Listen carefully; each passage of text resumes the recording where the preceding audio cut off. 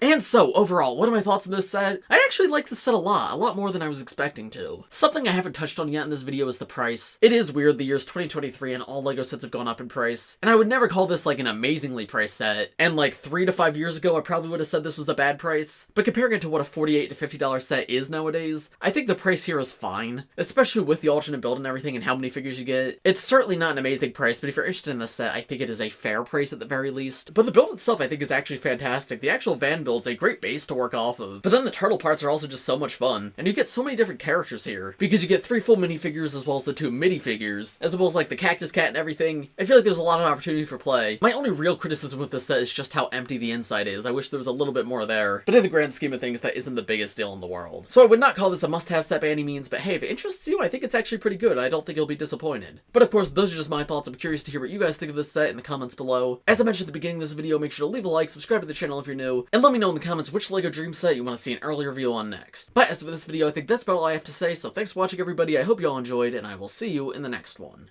Bye!